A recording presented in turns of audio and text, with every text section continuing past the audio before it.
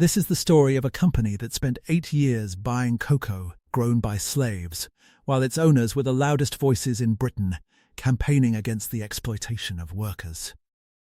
Cadbury built the most admired factory in the country, housed its employees in a model village that planners travelled from across the world to study, and became the standard against which every other British employer was measured.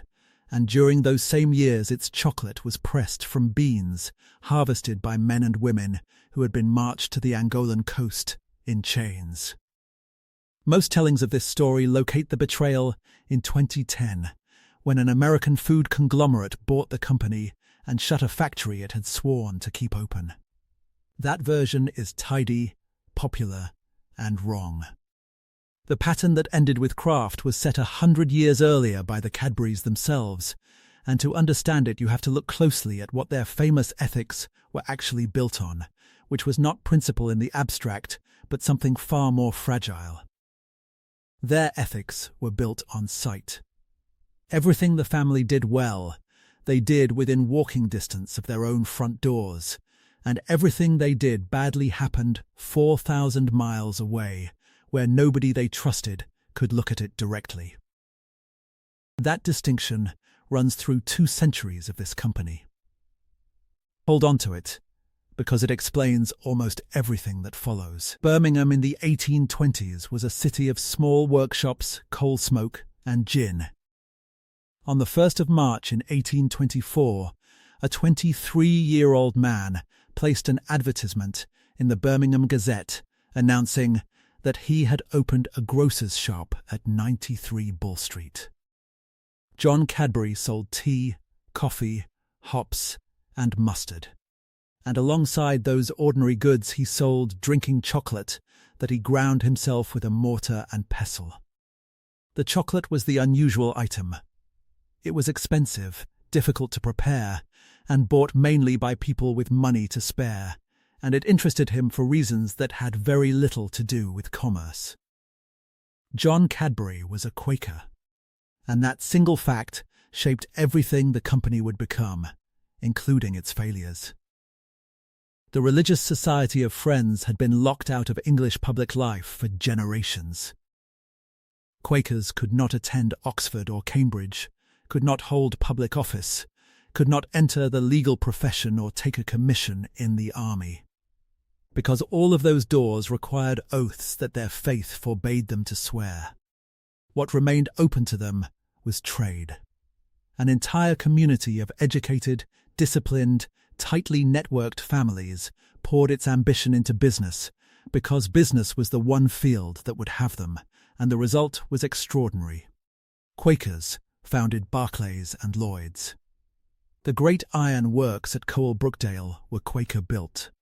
All 3 of the chocolate houses that would dominate Britain for the next 150 years, Cadbury in Birmingham, Fry in Bristol, and Rowntree in York.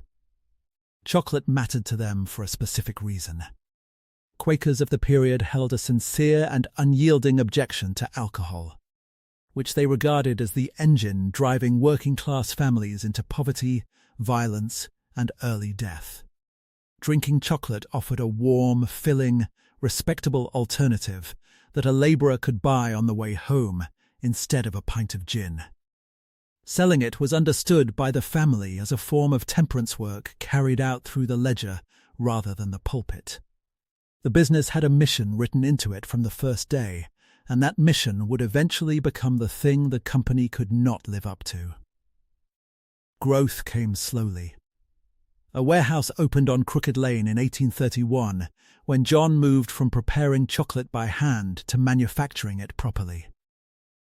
By 1842, he was offering 16 varieties of drinking chocolate and 11 varieties of cocoa, a range that suggests a man experimenting constantly with a product most of his customers barely understood.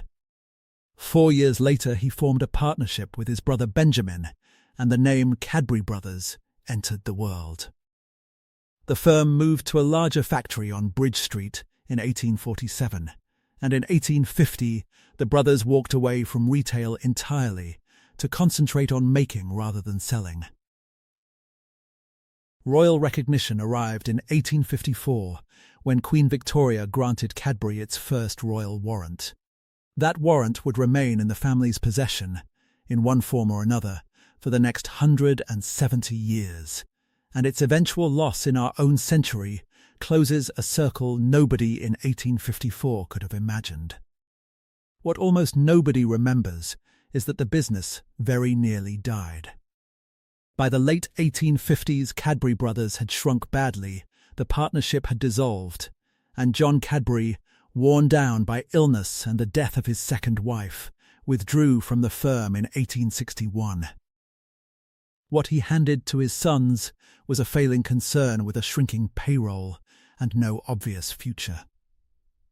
Richard Cadbury was 25. George Cadbury was 22. Between them, they took over a company that most observers expected to disappear within a few years, and they saved it through a combination of severe personal economy and one technical gamble that changed British chocolate permanently. The gamble involved a Dutch press. In 1866, the brothers imported machinery built on the process developed by Coenraad van Houten, which separated cocoa butter from the bean and produced a pure, drinkable cocoa essence rather than the adulterated sludge most manufacturers were selling. Ordinary British cocoa of that period came routinely bulked out with potato starch, sago flour, and treacle, because the fat content of unpressed cocoa made it unpalatable unless something absorbed it. Cadbury's new product needed none of that, and the brothers marketed it with a phrase that told customers exactly what the competition was doing. Their cocoa, the advertising said, was absolutely pure. The claim was accurate.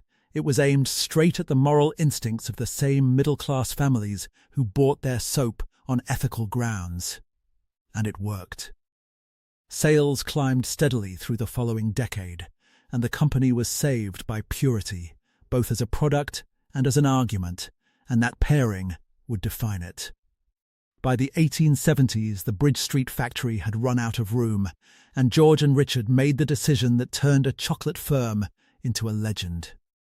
4 miles south of the city, on the border between the parishes of Northfield and Kings Norton, sat an estate of open Worcestershire farmland with clean air, a reliable water supply from the River Bourne, and excellent canal and rail access. The brothers bought it. In January of 1879 they began building, and by September the factory was operating. They gave the site a French-sounding name, because France enjoyed a reputation for fine food, and they hoped the association would help sales, and so Bournebrook became Bourneville. And one of the most studied experiments in industrial history began with a marketing decision. Alongside the factory, they put up 16 houses for employees, and later expanded that first cluster to 24 cottages. The scale was modest. The intention was not. George Cadbury had spent years teaching at an adult school in one of the poorest districts of Birmingham, and what he saw there had convinced him that no amount of wage improvement would help a man who returned each evening to a back-to-back slum with an open drain in the courtyard and no daylight in the bedroom. Average life expectancy in industrial Birmingham at the end of the 19th century sat at around 40 years. Cadbury concluded that the factory gate was the wrong boundary for an employer's responsibility, and he set out to prove it in brick. In 1893, he bought 120 acres beside the works and began planning a village. His stated purpose was to relieve the evils of cramped modern living, and the houses that went up under the direction of the resident architect William Alexander Harvey looked nothing like the terraces most workers knew. Each had a large garden, generous windows, modern interiors, and space around it. Parks and playing fields were laid into the plan from the beginning, rather than added later if money allowed. Within a few years, the estate had grown past 300 cottages, spread across 330 acres, and delegations of reformers, architects, and municipal officials were arriving to walk the streets and take notes. no public house was permitted anywhere in the village, and none has ever been. John Cadbury's objection to alcohol, first expressed through a grocery counter in 1824, had become a clause in a land deed, and the residents of Bournville have defended it ever since. In March of 2007, they went to court to stop Britain's largest supermarket chain from selling alcohol at its local outlet, and they won. The village was never sold to the workers who lived in it. George Cadbury handed the whole estate to a trust in 1900, replacing the earlier arrangement of very long leases with a system designed to make property speculation impossible. Houses could not be bought and flipped. Values stayed low, which meant rents stayed affordable, which meant the village remained what it was built to be, rather than drifting into the hands of whoever could pay most. The trust deed also ensured that control stayed permanently with the family, and that detail matters more than it first appears. The results, measured in the only way that counts, were hard to argue with. By 1910, the general death rate recorded in Bournville stood at 5.6 per thousand against 16.1 for Birmingham as a whole. Infant mortality in the village came in at 68 per thousand, where the surrounding city recorded 121. Children born in those cottages simply lived, in numbers the rest of the city could not match. Whatever else can be said about Bournville, and there is a great deal, the place saved lives on a scale that no committee report and no pamphlet ever managed. Inside the factory, the provisions kept coming. Cadbury installed canteens, medical services, and sports grounds. Separate works committees were established for men and women so that employees could put proposals directly to management. And the firm actually acted on them, accepting 280 of the 466 suggestions submitted in 1902 alone. George Cadbury paid over £60,000 into a pension fund for his employees in 1906, at a time when the British state offered working people nothing at all in old age.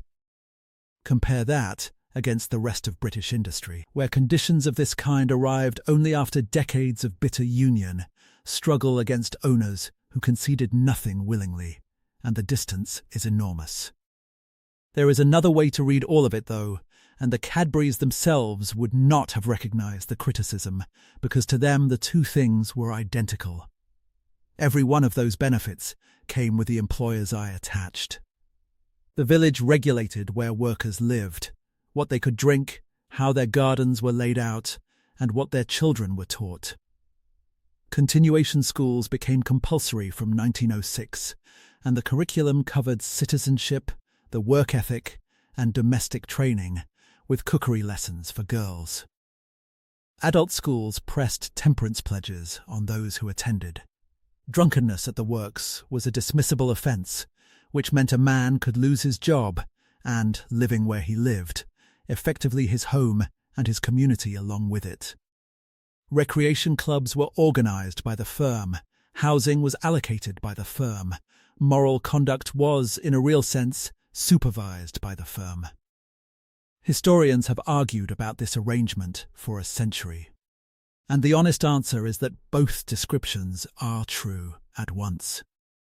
Bournville was a genuine act of conscience and a genuine instrument of control, and George Cadbury saw no tension between those, because he did not believe welfare and oversight could be separated. His own view, expressed plainly enough, was that neglecting the well-being of labour was bad ethics and bad business in equal measure. He built a system in which the moral condition of several thousand people sat permanently within his field of vision. Everything worked because he could see it.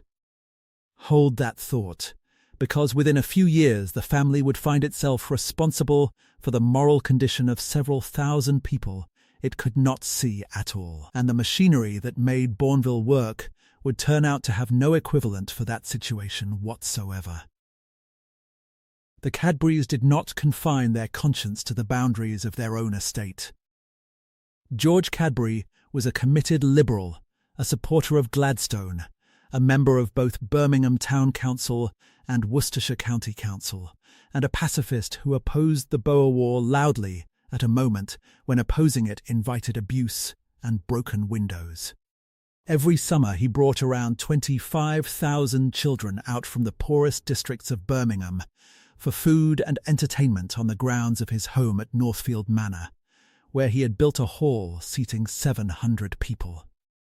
He taught at the Birmingham Adult School every Sunday morning for 50 years, and by one estimate passed through his classes more than 4,000 students. In 1901 he did something with far wider consequences. He bought a controlling interest in the Daily News. Newspaper ownership handed a Birmingham chocolate manufacturer a national platform, and Cadbury used it exactly as a man of his convictions would. The paper campaigned for old age pensions before Britain had any. It opposed the war in South Africa. Above all, and this is the part that becomes almost unbearable in hindsight, the Daily News campaigned against sweated labour, meaning the invisible, unregulated, brutally underpaid work carried out in back rooms and tenements by people no consumer ever laid eyes on. The campaign reached its height in May of 1906 with the Sweated Industries exhibition in London. Sponsored by Cadbury's paper and chaired by its editor A. G. Gardiner, its organising committee assembled a roll call of the emerging British left, including Keir Hardie, Mary MacArthur, George Lansbury, Clementina Black, Gertrude Tuckwell, George Bernard Shaw, and H.G. Wells. Inside the hall stood some 450 examples of sweated goods, arranged in neat varnished stalls like a bazaar, and beside them sat 45 real workers at 25 stations, making the things in front of the public. Visitors learned that very few homeworkers could earn twopence an hour. The whole exhibition was designed around one idea, that the buyer of a cheap article has a moral relationship with the invisible hands that made it, and that the correct response to that relationship is to look. George Cadbury paid for that argument to be made to the British public in 1906. By 1906, his own firm had known for 5 years that its cocoa was being grown by slaves. The islands sat in the Gulf of Guinea off the coast of West Africa, 2 specks of volcanic rock that Portugal had held since the 15th century. So Tom and Principe had almost no indigenous population of their own, and their soil grew cocoa better than almost anywhere on Earth. By the turn of the 20th century, the islands ranked as the world's 3rd largest exporter of cocoa beans, behind only Ecuador and Brazil, which is an astonishing position for 2 islands with a combined area smaller than many English counties. Portugal had abolished slavery in the home country in 1761 and across its colonies by 1869, and on paper the labour system that replaced it was contractual. Workers were recruited in Angola, signed agreements running up to 5 years, and were shipped across to the plantations as serviais, a Portuguese term meaning servants or contract labourers. The paperwork was immaculate. The reality underneath it was a slave trade with better filing. Recruitment in the Angolan interior meant seizure. Men, women and children were taken and driven to the coast on foot along routes that British and missionary observers described in detail, and the survivors were then presented with a contract in a language they could not read, in front of an official whose salary depended on the traffic continuing. Once on the islands, nobody left. The 5-year term was renewed at the plantation's discretion, and repatriation, which was the entire legal justification for calling the system contractual rather than chattel, effectively never happened. William Cadbury himself would later put the position to the plantation owners with unusual bluntness, telling them that the death rates were too high, that Angolan recruitment methods bordered on the slave trade, and that no contract labourer had ever been sent home. Death rates on the plantations ran at levels that make the arithmetic of the system plain. A workforce that dies is a workforce that must be constantly replaced, and constant replacement means constant recruitment. And constant recruitment in the Angolan interior meant exactly what it sounds like. The islands consumed people and produced chocolate. British buyers were the largest customers by a wide margin. Cadbury, Fry and Rowntree together took the largest share of the crop, with European and American firms picking up smaller volumes. Cadbury Brothers alone drew somewhere between 45 and 55% of its cocoa from Sotom at the start of the century, which came to roughly a fifth of everything the islands exported. The journalist Henry Nevinson, who went and looked, reckoned that the English chocolate manufacturers were indirectly employing about a third of the enslaved population of Sotom. That is the arrangement. A Quaker firm founded on temperance, run by a man who was buying newspapers to expose invisible exploitation, was taking half its raw material from an island economy operated on forced labour. The question that has occupied historians for a century is not whether Cadbury knew. The question is what the firm did once it knew, and how long it took. What it did was investigate. What it took was 8 years. Early in 1901, William Adlington Cadbury travelled to Trinidad on company business. William was a cousin of the men running the firm, a director himself, and by temperament the most careful and methodical member of a family already famous for care and method.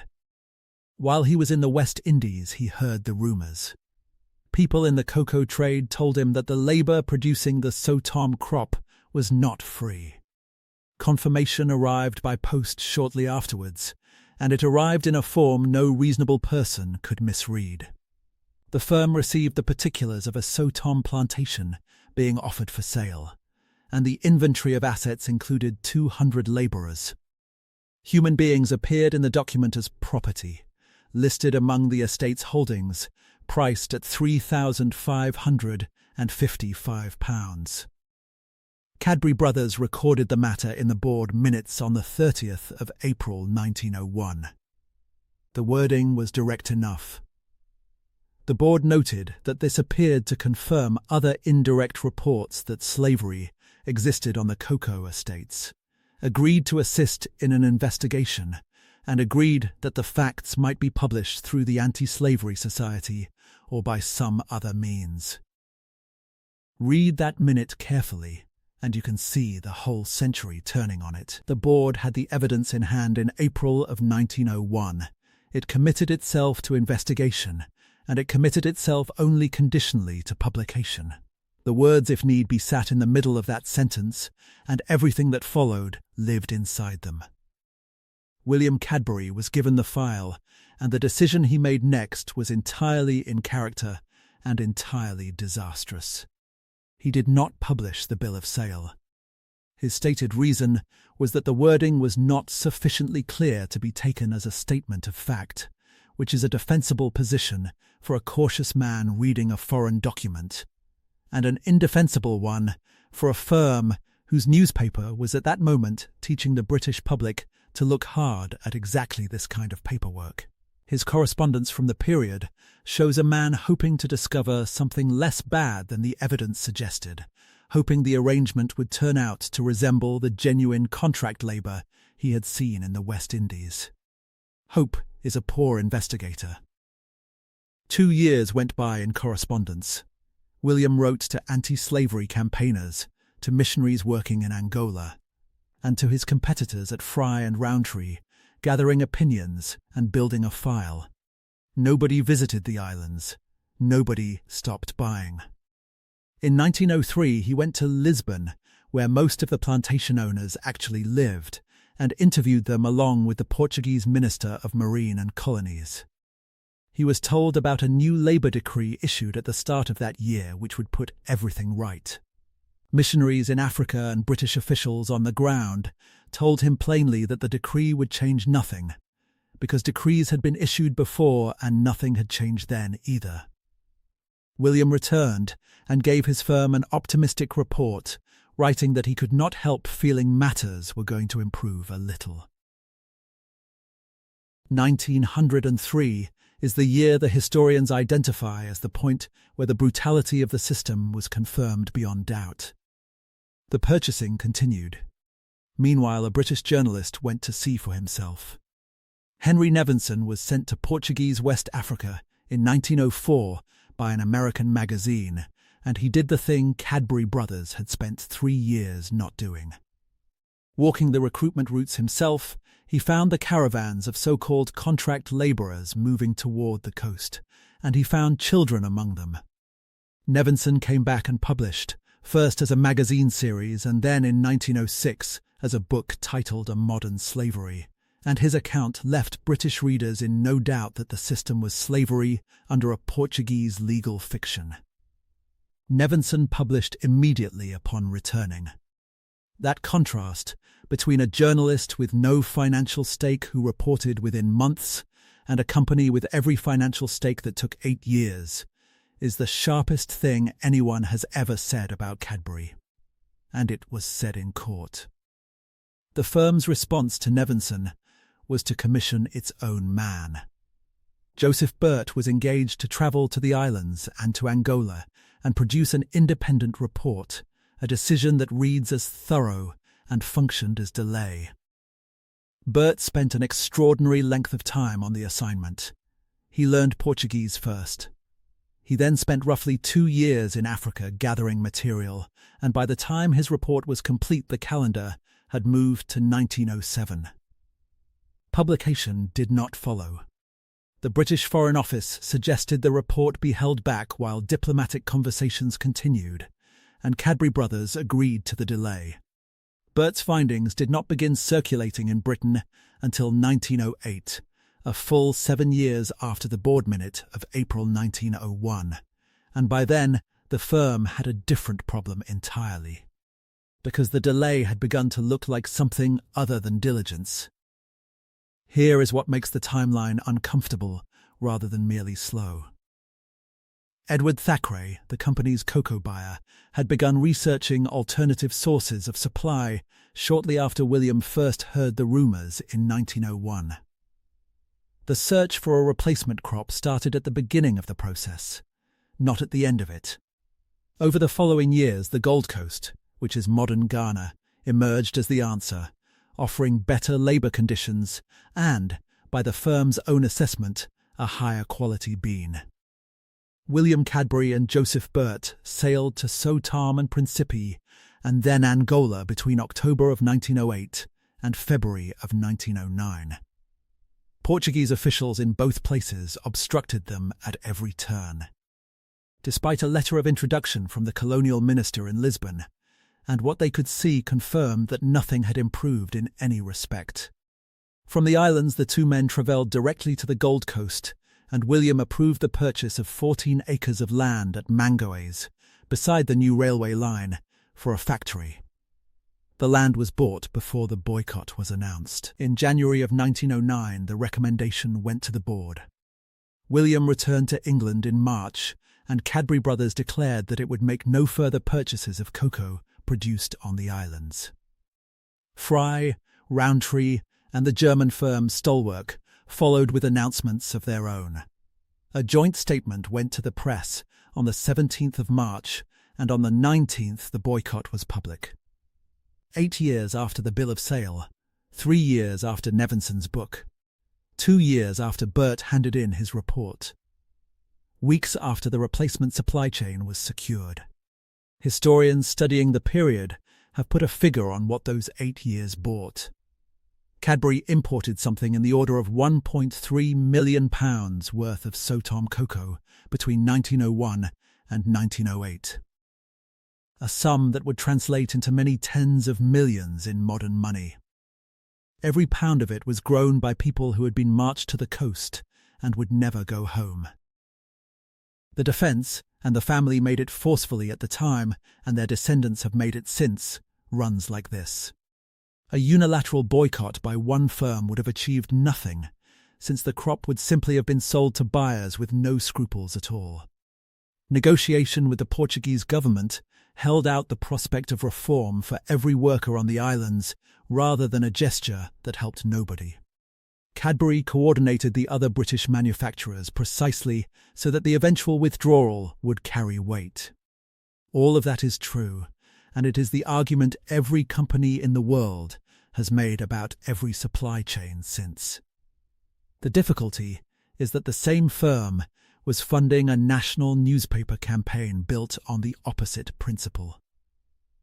The Sweated Industries exhibition did not tell the British public that the correct response to invisible exploitation was patient negotiation with the exploiters while continuing to buy. It told them to look, and having looked, to stop. Somebody else noticed the same contradiction, and in September of 1908 they put it in a newspaper. The Standard was a conservative London paper, and George Cadbury ranked among the most prominent liberal financiers in the country, a man whose own newspaper attacked the conservative position daily. Its article accused Cadbury brothers of laggardliness, of indifference to the slavery producing their cocoa, and of hypocrisy. The passage that wounded most drew an ironic comparison between conditions at Bourneville and conditions on the islands, setting the garden village against the plantation and inviting readers to hold both pictures in mind at once. Cadbury sued for libel. The decision has been debated ever since, and the family's own account describes the accusation as malicious and untrue, which tells you how the charge landed on men who had built their entire identity around integrity. Suing was also, by any commercial reckoning, an enormous risk, because a libel trial would put the firm's purchasing records in front of a jury.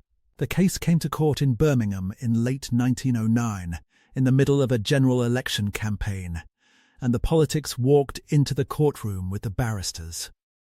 Cadbury retained Sir Rufus Isaacs, a Liberal Member of Parliament and one of the finest advocates in England. The Standard retained Sir Edward Carson, a Conservative Member of Parliament, later the central figure of the Ulster crisis, and the man who had destroyed Oscar Wilde in the witness box 14 years earlier. Carson made a choice that reveals exactly how strong he believed his position to be. He called no witnesses at all. The defence offered nothing to substantiate the libel, and instead rested entirely on his cross-examination of William and George Cadbury. William was in the box for 4 days. By his family's own account, he handled the best cross-examiner in England with dignity, and made not a single mistake in his answers, and the Birmingham jury laughed and gestured at every hit Carson landed. The evidence Carson put before them included the offer document from 1901, the plantation for sale with 200 black labourers, listed among the assets at £3,555. His argument required no rhetoric. Cadbury had held that document for 8 years and continued buying throughout. His final question in cross-examination has outlived everything else about the trial. He asked William Cadbury whether he had formed any estimate of the number of slaves who had died producing his cocoa during those 8 years. There is no good answer to that question. The reply recorded from the witness box was a repeated refusal, 3 denials, and nothing more. On the 7th of December 1909, the jury returned its verdict. The verdict went to Cadbury. The damages awarded came to 1 farthing, a quarter of 1 penny, the smallest coin then in circulation in Britain. Contemptuous damages are a specific legal instrument, and English juries used them to say something they could not say in the verdict itself. A farthing meant this: you were libelled, the words were technically defamatory, and we think the substance of what was written about you is true. The judge's summing up was praised by the family as impartial, and the Standard was ordered to pay the costs of the case, which the Cadburys estimated at somewhere between £10,000 and £20,000, and considered punishment enough. George Cadbury wrote afterwards that the trial had cleared away many of the slanders being hurled at the firm ahead of the election. He was describing a defeat as a victory. And it is hard to read that letter now without a certain sadness, because the verdict had done nothing of the sort. A jury of Birmingham men in the city the family had spent 40 years improving had listened to 4 days of evidence and priced the firm's honour at a farthing. The announcements of the boycott had already been met with coldness rather than applause earlier that year, and the trial finished the job. Whatever moral authority Cadbury had accumulated through Bourneville, through the pension fund, through the Daily News, had been spent. Now stand back from the detail and look at the shape of what happened, because this is where the usual telling of the story stops and where the interesting part begins. Cadbury did not behave like a company that lacked a conscience. It behaved like a company whose conscience had only ever been engineered to work at close range. Every mechanism the family built at Bourneville was a mechanism of sight. The village put the workers' lives where the owners could observe them. Works committees put the workers' complaints where the directors could hear them. The medical service, the continuation schools, the temperance pledges, the allocation of houses, all of it operated on the assumption that a moral employer is one who can see the consequences of his decisions from his own front step. George Cadbury walked through the village. That was the system. 4,000 miles away, that system had no instrument. There was nothing to walk through. The firm's response was to build a substitute for sight. And the substitute it built was the audit. Send a trusted agent. Have him learn the language. Spend 2 years gathering evidence and write a report. Wait for the report. Consult the Foreign Office about the report. Negotiate on the basis of the report. Every step in that sequence is defensible on its own, and the sequence as a whole took 8 years while the purchasing continued uninterrupted, which is the point. An audit is not a substitute for sight. An audit is a process, and processes can be extended indefinitely without anyone making a decision they would have to defend in public. The firm never chose to buy slave-grown cocoa in 1905 or 1906 or 1907. It simply never reached the end of its investigation, and the beans kept arriving. That is the invention.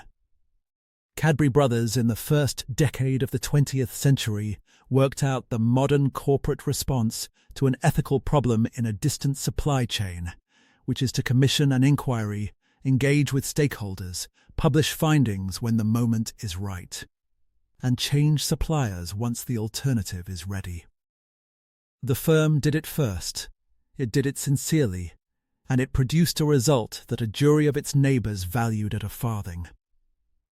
Watch for that sequence in everything that follows, because the company has run it again and again, under 3 different owners, for the next 115 years. Commercially, the years around the scandal were the best the company ever had. Dairy milk arrived in 1905, developed by George Cadbury Jr., and it used a higher proportion of milk than anything a British rival was selling. By 1914, it had become the firm's best-selling product, and it has never really stopped being that. The slogan about a glass and a half of full cream milk in every half-pound entered the language. Fry was absorbed in 1919, bringing the second of the 3 Quaker houses under Cadbury control. Roses arrived in 1938. Through 2 world wars and the long grey stretch of rationing that followed, Cadbury became less a company than a fixed feature of British life. The thing in the tin on top of the wardrobe. The thing you were given at Easter. The family kept running it, and the family kept its reputation, because the Sotom affair faded from public memory with a speed that would astonish anyone reading the 1909 newspapers. What survived was Bourneville. The village was visible, permanent and photogenic, and the plantation was neither. Merger with the soft drinks firm Schweppes came in 1969, creating Cadbury Schweppes. And the man who steered that deal was Sir Adrian Cadbury, great-grandson of the founder an Olympic rower and chairman of the business for 24 years. His reasoning was defensive. A confectionery company depending almost entirely on cocoa was exposed to a single commodity and a single set of markets, and pairing it with drinks spread the risk. The logic was sound, and the consequences took 40 years to arrive. Adrian Cadbury's other contribution to British business is the one that produces the sharpest irony in this entire story. In 1991, the London Stock Exchange, the Financial Reporting Council, and the accountancy profession set up a committee to examine corporate governance in the wake of a run of spectacular failures. Polly Peck had reported healthy profits one year and collapsed the next. The Bank of Credit and Commerce International had gone under, taking depositors' money with it. Robert Maxwell had drowned off his yacht, and investigators had found £440 million missing from the Mirror Group pension funds. British investors had lost confidence that any published set of company accounts meant anything at all. The man they asked to chair the committee was Sir Adrian Cadbury. The report he produced, published in draft in May of 1992 and in final form that December, ran to a code of best practice only 2 pages long, and it reshaped corporate governance across the world.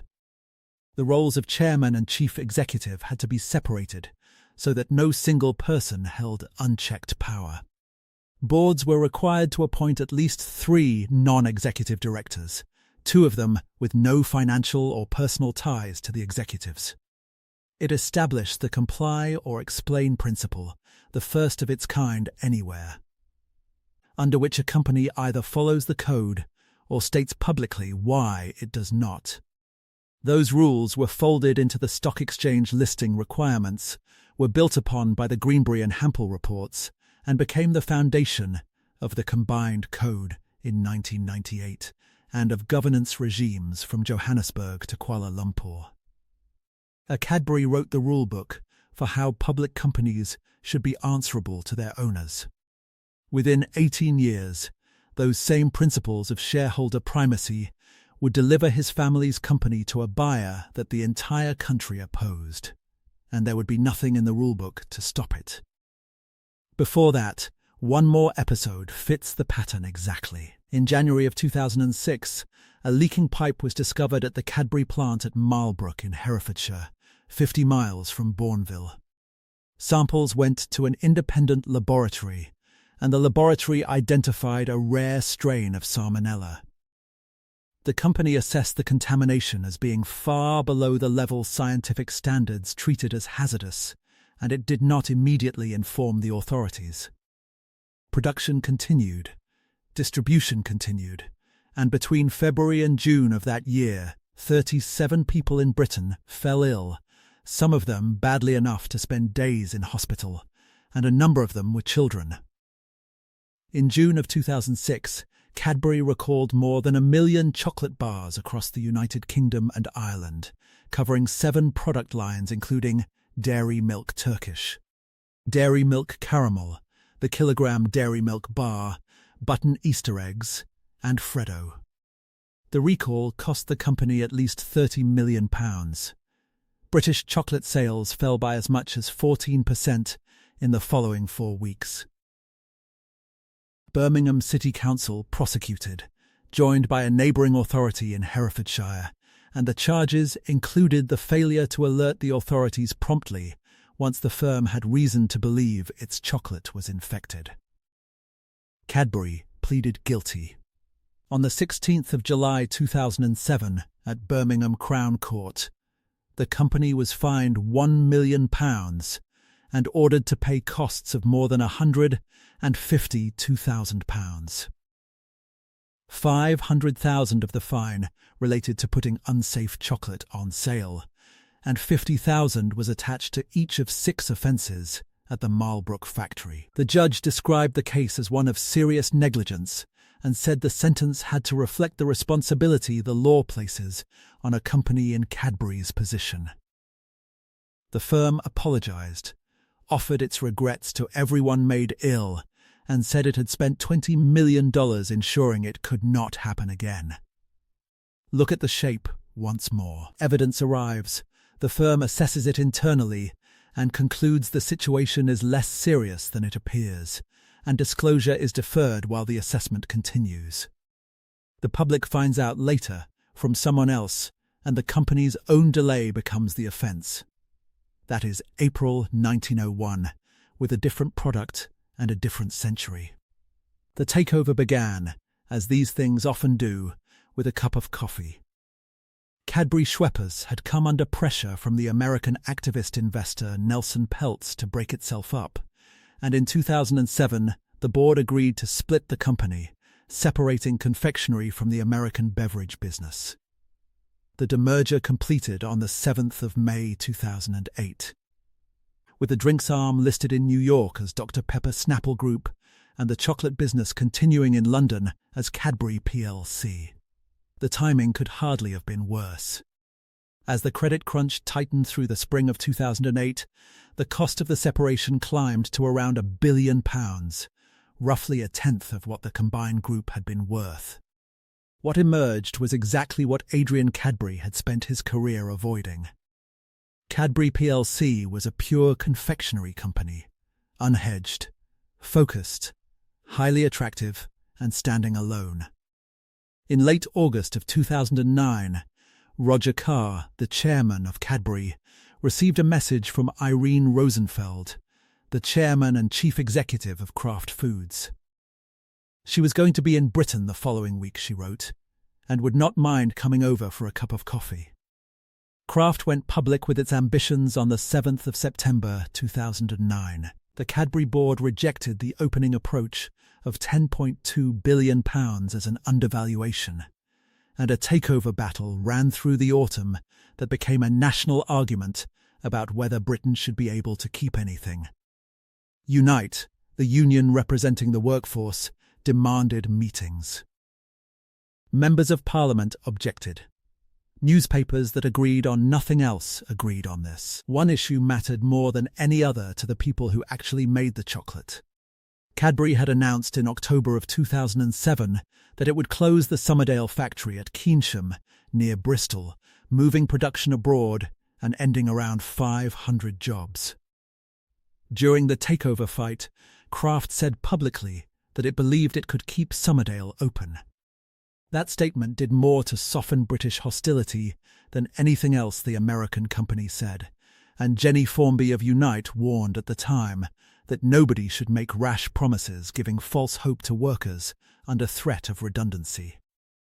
In January of 2010, the Kraft board approved a deal valuing Cadbury at £11.5 billion, and the Cadbury board, facing shareholders who had watched the share price climb throughout the battle, advised acceptance.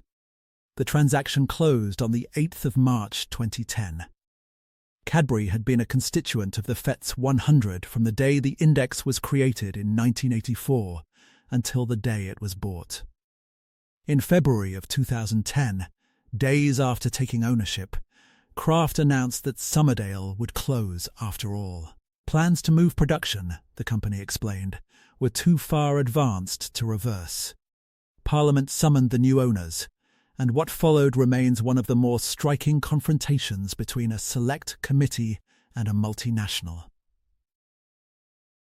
The Business, Innovation and Skills Committee reported in April of 2010 that Kraft had acted irresponsibly and unwisely in stating that it believed it could keep Somerdale open. The company had left itself open to a charge of either incompetence or, in the committee's phrase, a cynical ploy to improve its public image during the takeover.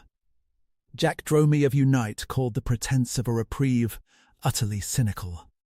Mark Firestone, Kraft's executive vice president for corporate and legal affairs, told the committee he was personally very sorry. Irene Rosenfeld did not attend. She was invited to appear in person or by video link, and she declined repeatedly. Kraft explained that the hearing clashed with a board meeting in the United States, at which point the committee observed that the date had been arranged at Kraft's own convenience and had originally been set for early March. A letter arrived from Rosenfeld endorsing the evidence her colleagues had given. The committee returned to the matter in May of 2011 with a report titled "Is Kraft Working for Cadbury?" Its judgment on the chief executive's absence was that her regrettably dismissive attitude fell short of an explicit contempt of the House, and not by much. That comparison carried weight because the last time a select committee had found itself in that position was 1957. David Ward, a Liberal Democrat member, called the refusal a slap in the face. Kraft, for its part, said it had been a good steward and that it was time to move on. Summerdale closed in 2011. Estimates of the jobs lost run from 400 to 1,000, depending on whether contractors and suppliers are counted. Sir Adrian Cadbury and Sir Dominic Cadbury, the last two family chairmen, both described the sale as a tragedy. Dominic Cadbury's summary of it was 8 words long. 180 years of history gone, and as he added, 180 years of being a beacon of good practice. Adrian Cadbury died on the 3rd of September 2015, at the age of 86. Kraft split itself in October of 2012, and the international snacks business, Cadbury included, was renamed Mondelez International. What happened over the following decade has been documented in unusual detail, largely because British journalists never stopped watching. The promises about production came apart first. Trevor Bond, president of Kraft Foods Europe, was asked by the Select Committee in 2011 whether dairy milk would continue to be made in the United Kingdom, and he answered yes. By January of 2017, it emerged that at least 5 varieties of dairy milk, including the 300-gram and 95-gram bars, the Fruit and Nut Bar, Marvelous Creations, and the Tiffin Limited Edition, were being produced at Mondelez factories in Wrocław in southwest Poland, 1,000 miles from Bourneville. James Cadbury, a descendant of the founder running his own chocolate business, said he was very disappointed and noted that Bourneville and dairy milk were synonymous. The products themselves changed. Edges of the dairy milk bar were rounded off in September of 2012, which reduced the weight without reducing the price. Chocolate coins were discontinued in October of 2014. In January of 2015, the company confirmed that the shell of the cream egg was no longer dairy milk, but a standard cocoa mix, and a Mondelez spokesman told a newspaper that it was similar, but not exactly dairy milk. The pack was reduced from 6 eggs to 5 at the same price. In April of 2015, 2 fingers were removed from packs of Cadbury fingers. By January of 2016, the company was counting the cost of the consumer backlash against the creme egg change, and sales had fallen. Cadbury pensioners were denied their traditional free chocolate in August of 2013. The ethical claims moved next.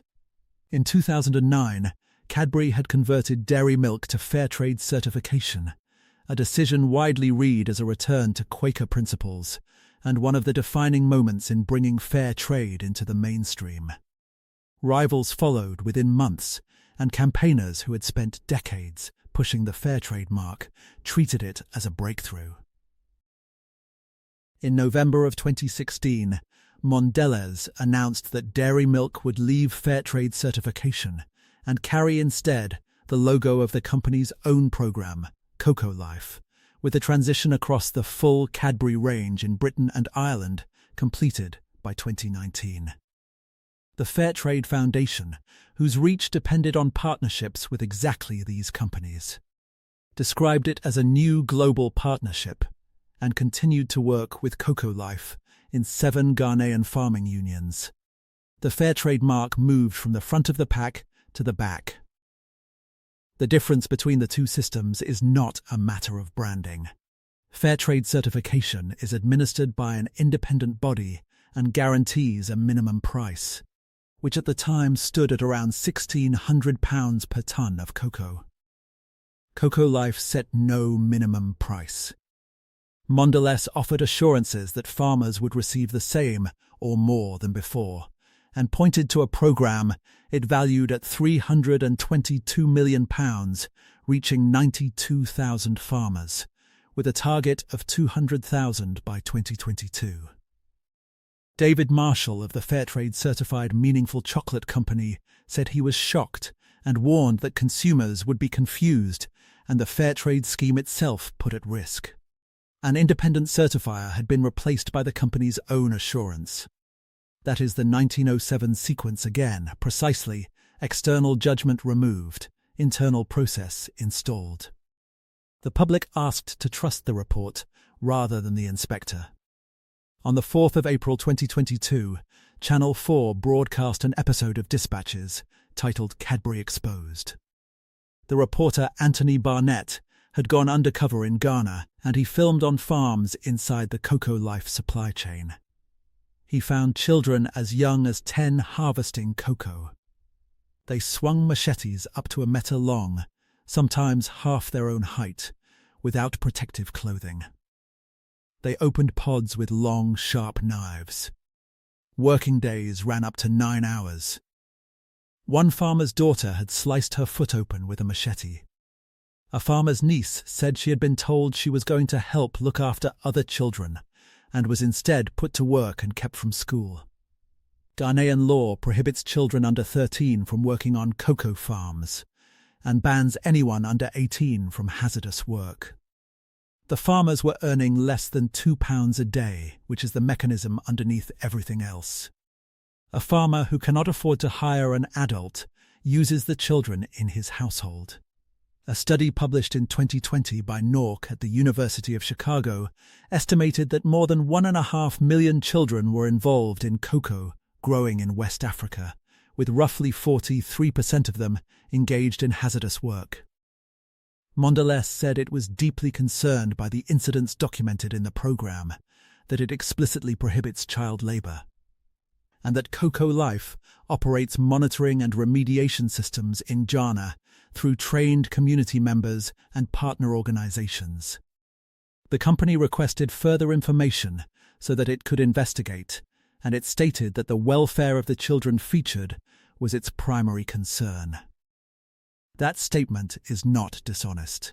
It is the same statement, in substance, that Cadbury brothers made in 1903, and again in 1905, and again in 1907. Ian Riggs of the campaign group Slave-Free Chocolate pointed out that the chocolate industry had promised to eliminate child labour from cocoa more than 20 years earlier, and argued that the first step nobody had taken was simply paying farmers more for their beans. The Dutch company Tony's Chocolonely publicly accused Mondelez of driving farmers into the poverty that leaves them no alternative. Here is the detail that closes the circle, and it is not a coincidence. It is causation running for 113 years. Ghana is the Gold Coast. It is the country Cadbury bought 14 acres in during the winter of 1908. The alternative supply that made the Sotom boycott possible, the place the firm chose in 1909, specifically because its labour conditions were better. In 2022, a television crew went to those same farms and filmed 10-year-olds with machetes. The escape route became the problem. Money left too, and it left quietly.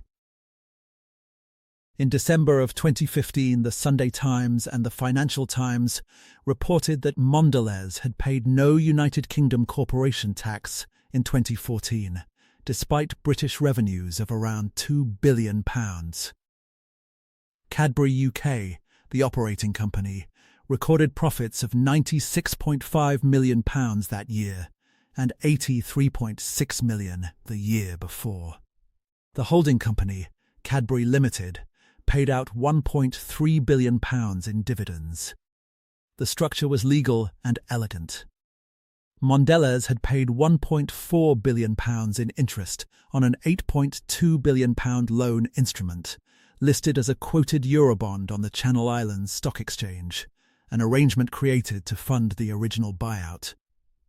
Interest payments on listed European bonds are tax-deductible, and quoted Eurobonds are exempt from the 20% withholding that normally applies when a British company pays interest overseas.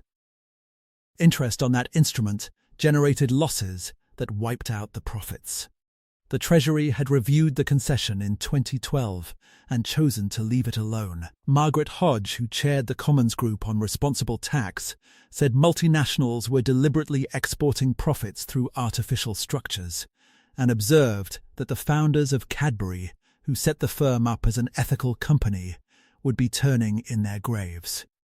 Mondelez replied that it pays corporation tax according to the laws of the countries where it operates, that it complies with all applicable British tax legislation, that it pays hundreds of millions of dollars in corporate income tax globally, and that it had invested more than £200 million in British manufacturing and research since 2010, supporting 4,500 employees.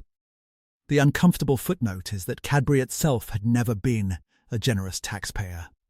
In the decade before the takeover, the British operation paid an average of £6.4 million a year, against annual profits in the region of £100 million. The betrayal did not begin with the Americans, and pretending otherwise lets somebody off. Some of it has come back. Mondelez put £80 million into Bourneville from 2014 onwards, raising production efficiency by around 30%, and in 2021 announced a further £15 million investment, adding a production line and increasing capacity by 12,000 tonnes a year from 2022, which amounts to 125 million additional dairy milk bars made in Birmingham rather than in Germany, Ireland, Hungary or Poland. 40 seasonal workers moved on to full-time contracts. Bourneville still makes chocolate. Cadbury World still brings visitors to the village. The houses George Cadbury built still stand, still administered by the trust he created in 1900, still without a pub. In December of 2024, the last formal link to the older world was cut. King Charles conducted his first review of royal warrants since coming to the throne, and Cadbury was among more than 100 companies missing from the new list of 386 holders. The warrant had been granted by Queen Victoria in 1854 and held continuously for 170 years through 6 monarchs, and Bourneville had been a particular favourite of the late Queen. Buckingham Palace gave no reason, as is customary, and the company was notified by letter. Cadbury said it was disappointed. The campaign group B4 Ukraine had spent that year urging the king to withdraw warrants from companies still operating in Russia after the invasion of Ukraine, and it had named Mondelez specifically. Unilever also lost its warrant. Bacardi and Nestlé, which were also named, kept theirs, which is why nobody can state the reason with confidence. Mondelez UK reported profits falling by a third to £88.1 million for the year ending December 2023. A company founded on a royal warrant in 1854 and on a claim of absolute purity in 1866 finished 2024 without either. So, who betrayed the ideals? The convenient answer is Kraft, and Kraft earns its share. Promising to save a factory and closing it within days of completion is not ambiguity, it is a lie told to a workforce for tactical advantage, and a select committee said as much in language that still stings 15 years later. The truer answer is harder and older. The ideals were never as solid as the buildings that expressed them, because they depended on a condition that stopped being available the moment Cadbury became a global business. George Cadbury could be a moral employer because he could see his workers, walk their streets, count their children, and read the death rates. Strip out the seeing and what remains is a set of procedures, and procedures have no conscience. They have timelines. From 1901 onward, the company met every ethical crisis with the same instrument. Gather evidence privately assess it internally. Conclude that matters are less severe than they appear. Defer disclosure while engagement continues.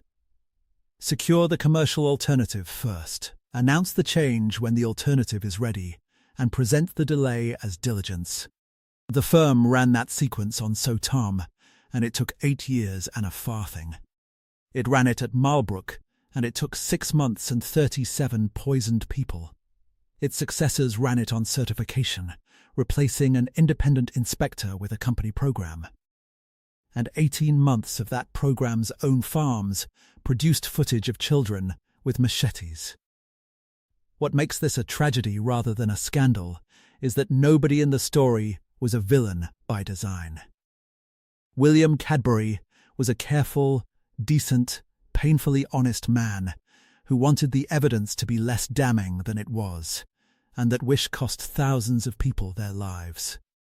Adrian Cadbury spent his career building rules to make companies answerable, and those rules helped deliver his own company to a bidder his family called a tragedy. The Fair Trade Foundation agreed to move its mark to the back of the wrapper because partnership promised reach, and reach is how you help more farmers. Good intentions, applied at a distance, through a process, over time, produce almost exactly the same outcome as indifference. That is the lesson buried in 200 years of Cadbury, and the reason the story matters beyond chocolate. The company still exists, the village still stands, and it is a genuinely lovely place, built by a man who meant every word of it. 4 miles from those cottages, the factory still turns out dairy milk, in the same shape it has had for over a century. Roughly 3,000 miles south, on farms in Ghana, children are still cutting cocoa pods with knives half their height, for beans that will be pressed into bars carrying a logo promising the opposite. The distance between those two places has always been the whole story.